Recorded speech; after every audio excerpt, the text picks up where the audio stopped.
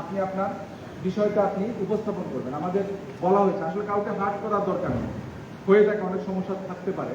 আপনি আপনার কি পাননি এটি একটু এখানে এসে বলবেন, এখানে এসে বসে বলবেন। আর ওখানে আমাদের যারা ডিপার্টমেন্টের বিষয়ে সেবার বিষয়টা উত্থাপিত হবে তিনি ওখানে বসবেন। নিশ্চয়ই এখানে আমাদের মাননীয় প্রধান অতিথি তার সময় দিবে, একটা নির্দিষ্ট সময় দিবে এর মধ্যে সমাধানের জন্য। আর যদি গুরুতর কোনো বিষয় হয় সেই বিষয়ে তার সিদ্ধান্ত নেবেন। তবে আতঙ্কিত হওয়ার কিছু নাই, তারা আমাকে বলেছেন এটি আসলে আমরা একটা চমৎকার সুন্দর বাংলাদেশ, যেখানে মানুষের হয়রানি থাকবে না, দুর্নীতি থাকবে না, ঘুষ থাকবে না। এই বিষয়টি নিশ্চিত করার জন্য দুদকের এই সংগ্রাম, দুদকের এই অভিযান আমাদের প্রত্যেকেরই আসলে সেটাই চাওয়া উচিত।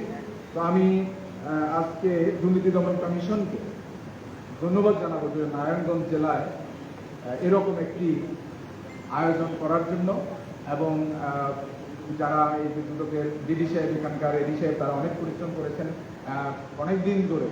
এটা ঠিক হয়েছে প্রায় 1-1.5 মাস আগে, তখন থেকেই তাদের অনেক প্রচার প্রচারণা করা লেগেছে। আমাদের অফিসের লোকজন এঙ্গেজ ছিল, এবং ইঞ্জিনিয়ার সাহেব, এক্সিএন সাহেব ছিল এখানে, পিডব্লিউডির যে ইএমএ, তিনি অনেক পরিশ্রম করেছেন যে এই এসিগুলো নষ্ট ছিল। তাকে ধন্যবাদ জানাচ্ছি যে একদম ওভারনাইট কাজ করে তিনি এটা ঠিক করে দিয়েছেন। তো আপনাদের সকলকে যারা উপস্থিত হয়েছেন, আমরা অনেকে বসতে দিতে পারছি না, আমরা দুঃখ প্রকাশ করছি। আসলে সিটের তুলনায় মানুষ বেশি হয়ে গেছে।